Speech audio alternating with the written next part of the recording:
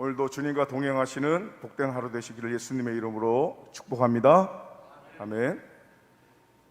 오늘 말씀은 후처를 얻은 아브라함과 그 자녀들, 특별히 그 후처인 그두라를 통해서 낳은 6 아들을 소개하고 있고요. 그 자손들을 소개하고 있고, 또 이미 첩이인 하갈을 통해서 아들을 얻은 그 이름이 뭐죠? 이스마엘. 이스마엘의 또 12아들, 그 상황을 소개하고 있습니다. 무엇보다도 아브라함의 죽음에 대해서 오늘 성경 말씀을 우리에게 전하고 있습니다. OECD 국가 2020년 기준으로 37개국 중에 우리나라가 평균 수명이 몇 등인지 혹시 아세요? 2등입니다. 예, 잘하시네요. 예. 우리나라 평균 수명이 얼마인지는 또 아세요? 기대 수명 이라기도 하는데, 아이가 태어났을 때 어느 정도까지 살 것이다 이렇게 예측하는 것이죠. 여러 가지 데이터를 분석해서 2020년 기준으로 남자가 80.5세, 여자가 86.5세.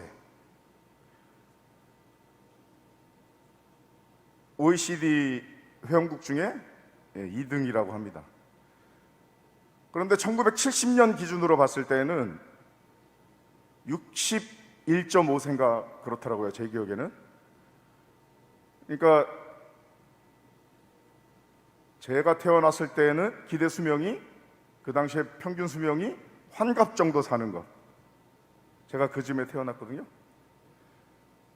그런데 지금 수십 년이 흘러서 현재로는 그 60세 남짓 평균 수명, 기대 수명이 20년 이상으로 엄청나게 늘어났다라는 거죠.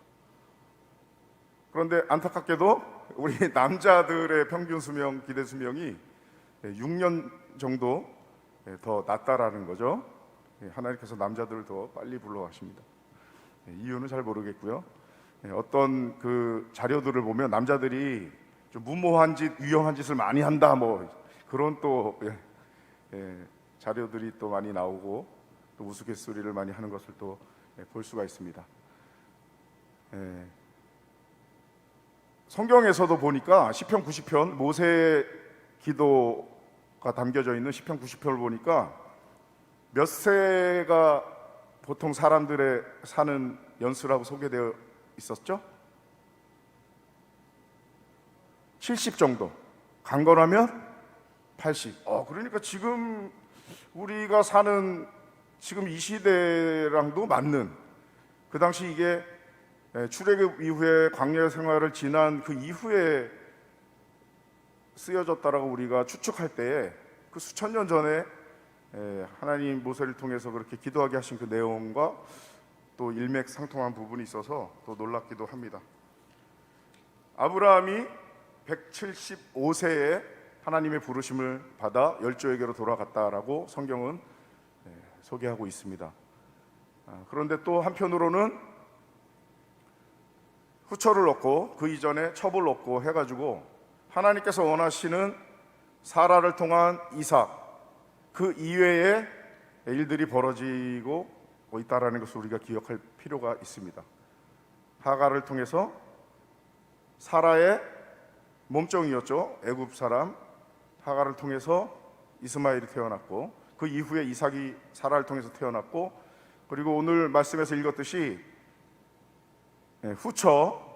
후처인 그두라를 통해서 6 아들이 태어났습니다.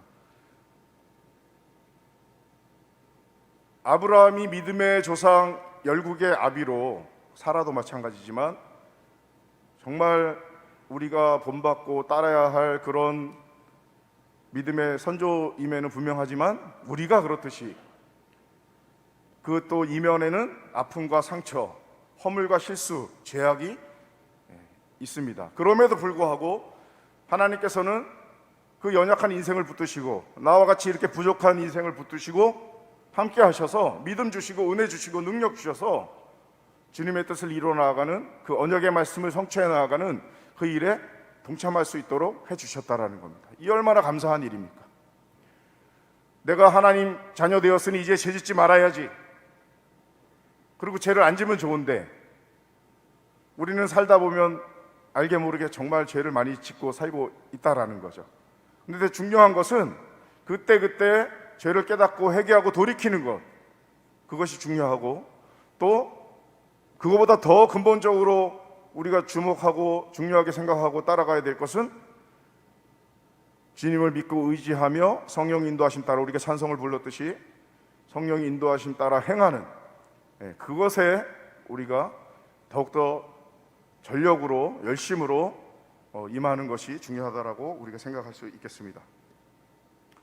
모세의 시편 이야기가 나왔으니까요, 모세의 시편을 잠깐 보면서 인생을 향하신 하나님의 말씀, 섭리, 그것에 대해서 잠깐 보도록 하겠습니다. 제가 군데군데만 다 읽지는 못하고요, 군데군데만 읽도록 하겠습니다. 세 번역으로 읽어보겠습니다. 90장 1절, 주님은 대대로 우리의 거처이셨습니다. 이렇게 시작합니다. 3절, 주님께서는 사람을 티끌로 돌아가게 하시고 죽을 인생들아 돌아가거라 하고 말씀하십니다. 주님 앞에서는 천년도 지나간 어제와 같고 밤의 한순간과도 같습니다. 주님께서 생명을 거두어 가시면 인생은 한순간의 꿈일 뿐 아침에 도단한 한 폭이 풀과 같이 사라져 갑니다. 쭉 지나서요 10절에 나옵니다. 조금 전에 나눴던 말씀, 우리의 연수가 70이요 얼마라고요? 70이요 강건하면 80이라도 얼마요? 80. 그 연수의 자랑은 수고와 슬픔뿐이요 빠르게 지나가니 마치 날아가는 것 같습니다. 여러분 어느덧 지금 연세가 되셨잖아요, 그렇죠? 여기는 제가 보니까 70대 이상은 안 계신 것 같아요. 50대, 60대 더 젊으신 분들이 다 와 계신 것 같아요. 할렐루야. 마치 진짜 엊그제 같은데 어제 대학 동기들 그 카톡방을 처음 만들게 됐거든요. 근데 졸업한 지 벌써 30년 이상이 지났더라고요. 입학해서 그 친구들을 만난 지, 졸업한 지가 아니라 만난 지 그렇게 또 시간이 지났더라고요. 그 친구들의 얘기를 들어보면, 야, 어떻게 금방 이렇게 30년, 우리 처음 만난 이후에 30년 이상이 지났을까? 32년, 3년 뭐 이렇게 되니까요. 그냥 잠깐 세월인 것 같아요, 지나고 보니까. 그리고 우리가 너무나 잘 알듯이 30대는 뭐 시간이 30km로 가고 50대는 50km로 가고 70대는 뭐 70km로 간다, 더 빨리 간다, 이런 이야기를 또 많이 하시는 것을 들었습니다. 마치 날아가는 것 같다라고 이렇게 말합니다. 12절, 우리에게 우리의 날을 세는 법을 가르쳐 주셔서 지혜의 마음을 얻게 해 주십시오. 내 연수를 자랑하는 것은 내가 이렇게 고생했다, 내가 이렇게 슬프게 살았다라는 것을 내세우는 거일 뿐이라는 거죠. 한국 사람들은 나이를 따지는, 너 몇 살이야? 나이를 따지는데 사실 연수를 따지는 것은 수고와 슬픔에 대한 이야기이고, 또 그 날을 세는 것을 통해서 우리는 지혜의 마음을 얻어야 된다라는 그런 말씀입니다. 14절, 아침에는 주님의 사랑으로 우리를 채워주시고, 우리 이런 인생을 주님 아침마다 찾아오셔서 그 사랑으로 채워주시옵소서. 이게 우리 평생의 기도의 제목이지 않습니까? 그 사랑, 십자가 사랑에 붙들려서 우리가 살아가는 것이 가장 복된 인생이라는 것을 우리는 너무나 잘 알고 있기 때문에, 나도 그 은혜와 축복을 누리면서 내 옆에 가족과 친구와 이웃, 죽어가는 영혼들을 향해서 그 복음을 전하는 것, 그것이 우리 평생의 가장 중요한 첫 번째 우선되는 사명이죠. 평생토록 우리가 기뻐하고 즐거워하게 해 주십시오. 진정한 기쁨과 즐거움은, 소망은, 평안은, 능력은, 생명은, 사랑은, 영광은 오직 우리 예수님께만 있는 줄 믿습니다. 오늘도 우리가 기도할 때 주님 사랑으로 채워주시옵소서. 그 사랑도 알게 하여 주시옵소서. 주님의 평안과 기쁨으로, 그 즐거움으로 채워 주시옵소서. 나를 채워 주시고 우리 가정을 채워 주시고 특별히 우리 자녀들 붙들어 주시고 우리 목사님 붙들어 주시고 우리 성도님들 우리 교회를 붙들어 주시고 이 나라 이 민족을 붙들어 주시고 열방을 주님 붙들어 주시옵소서. 우리가 기도해야 될 줄 믿습니다. 말씀 붙들고 간절히 기도할 때 주님께서 오늘도 이 순간에도 역사하실 줄 믿습니다. 마지막으로요 16장 16절 17절 맨 끝에 말씀을 보겠습니다. 주님의 종들에게 주님께서 하신 일을 드러내 주시고 그 자손에게는 주님의 영광을 나타내 주십시오. 주 우리 하나님 우리에게 은총을 베푸셔서 우리의 손으로 하는 일이 견실하게 하여 주십시오. 한 번 더 반복됩니다. 우리의 손으로 하는 일이 견실하게 하여 주십시오. 아멘. 이 모세의 기도가 오늘 우리 이 새벽에 주님 앞에 나오신 우리 성도님들 모두의 기도의 제목이 됐으면 좋겠습니다. 기도의 내용이 됐으면 좋겠습니다. 결국은 주님 안에서 누리는 이 은혜와 축복을 나에게 주신 그 복을 한마디로 우리 자손에게도 주시옵소서. 이렇게 기도를 마무리하고 있다고 정리할 수 있습니다. 여기서 말하는 자손은 내 육신의 자녀는 물론이거니와 하나님께서 나에게 맡기신 영혼이 있습니다. 다 제각기죠. 어떤 분들은 전도를 하시는데 뭐 1년에 몇백 명 전도하시는 분도 계시고 1년에 한 명이라도 정말 이렇게 열심히 기도하고 복음 전하고 해서 또 하시는 분들 계시고 우리가 그래도 최소한의 목표를 1년에 한 명 정도는 정하고 태신자를 품고 기도하면서 해 나가야 되잖아요. 그렇죠?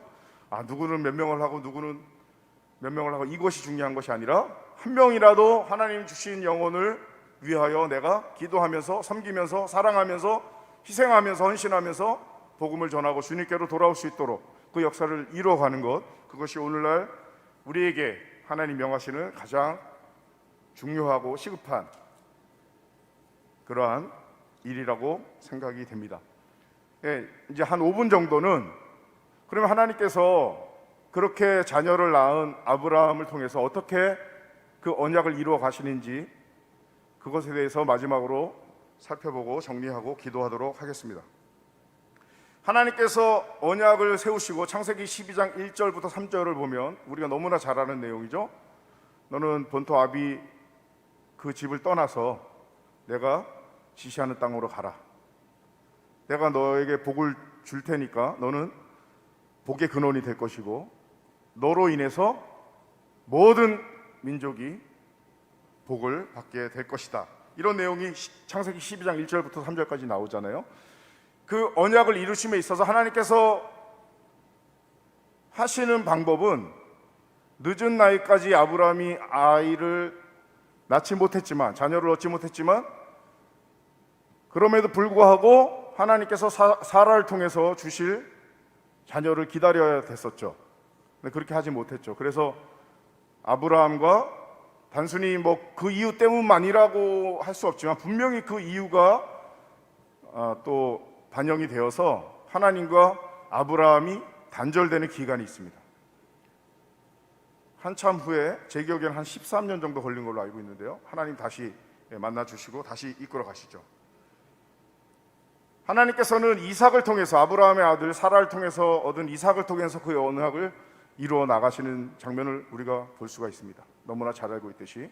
그럼에도 불구하고 첩과 후처를 통해서 낳은 무려 18명의 아들을 또 잘 살 수 있도록 필요한 것들을 채워주시고 이끌어가 주시고 또 이 마지막 시대에 그들의 자손들까지도 주님께서는 구원하시려고 오늘날 먼저 믿은 하나님의 자녀들 백성들 일꾼들을 사용하고 계신다라는 거죠. 아브라함이 기운이 다하여 수완을 다했다는 거죠. 그 명수를 그렇게 기운이 다하여 하나님 부르심을 받았다라는 것. 뒤에 보면은 이스마엘도 137세의 기운이 다하여 그의 백성에게로 돌아갔다 이렇게 소개하고 있습니다.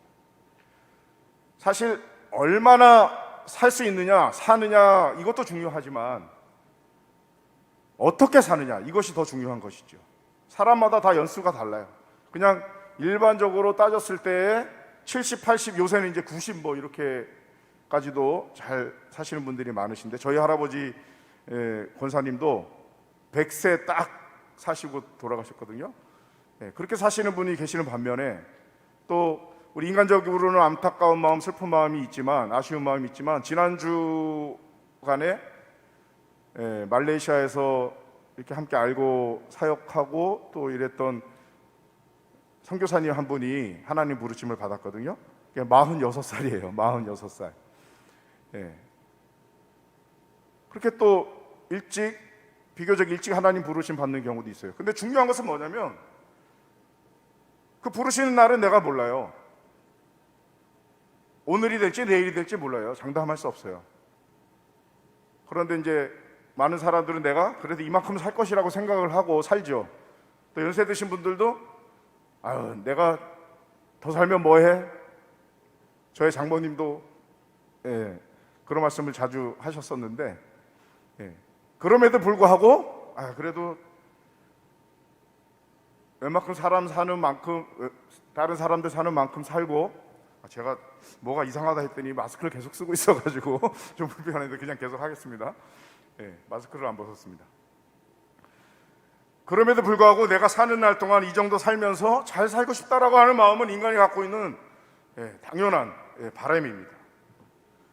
우리 모든 성도님들 하나님 부르심의 때는 다 다르지만, 내가 사는 그 평생의 날 동안 주님과 동행하시면서 주님 언약의 말씀을 이뤄 나아가시는 복된 그런 삶을 사시기를 예수님의 이름으로 축원합니다.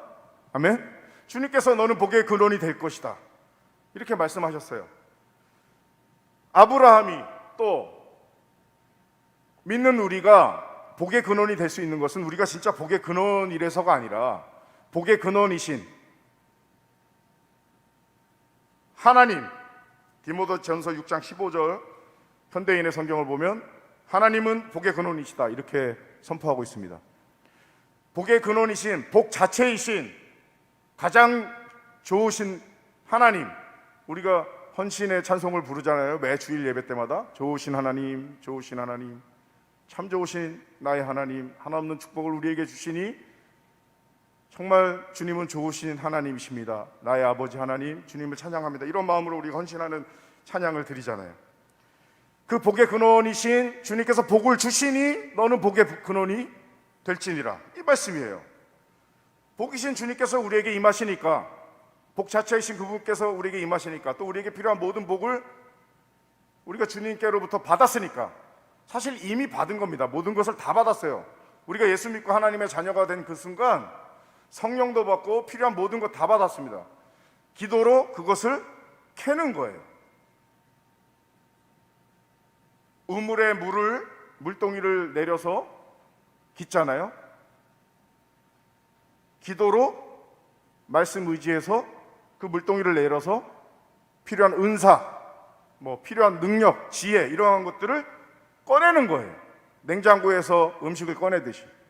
그러니까 없는 거를 우리가 받는 차원이라기보다는 이미 예수님과 함께 모든 것을 우리에게 주셨고, 또 그것을 우리가 믿고 꺼내는 작업이 기도라고 또 볼 수가 있습니다. 복을 주시기 원하시는 분, 복을 주시는 분, 특별히 우리가 잘 알고 있는 민수기 6장 24절 말씀이 있습니다. 한번 제가 읽어보겠습니다.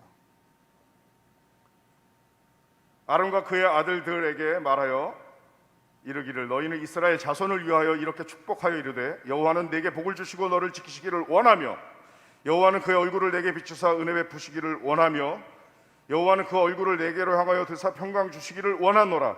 하나님은 이것을 원하신다. 복 주시기를 원하신다. 우리가 잘 되기를 원하신다. 주님 간절하세요. 나도 주님만큼 간절합니까? 늘 사모하는 마음을 주시옵소서. 주님을 경외하는 마음, 오직 주님을 의지할 수 있는 그런 마음을 주시옵소서. 우리가 기도해야 될 줄 압니다. 그 뒤에 이어서 이렇게 나옵니다. 여호와는 그 얼굴을 내게로 향하여 드사 평강 주시기를 원하노라. 주님이 이것을 원한다, 이렇게 고백하고 선포하는 것입니다. 그들이 이같이 내 이름으로 이스라엘 자손에게 축복할지니 내가 그들에게 복을 주리라. 그냥 복을 주는 게 아니고요. 주님께서 세우신 원칙이 있습니다. 우리가 축복해야지만 복을 주시는 거예요. 내가 전도해야지만, 내가 기도해야지만 하나님의 역사가 일어나는 겁니다. 내가 헌신하고 희생하고 섬겨야지만 하나님의 역사가 일어납니다. 그러할 때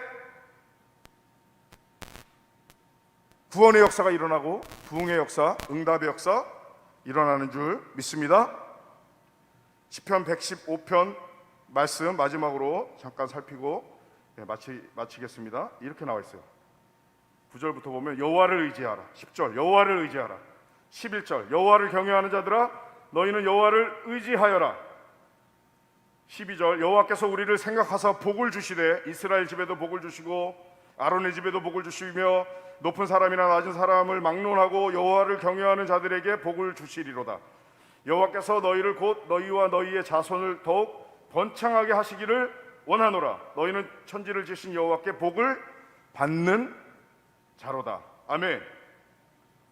나는 이미 복을 받았습니다. 복이신 예수님이 성령으로 지금 나와 함께 하시고 내 안에 계시고 이곳에 계십니다. 내 평생의 날 동안 나와 함께 하십니다. 우리 다 믿으시죠?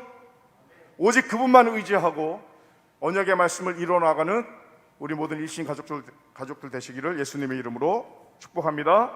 아멘. 찬송가 543장 부르겠습니다.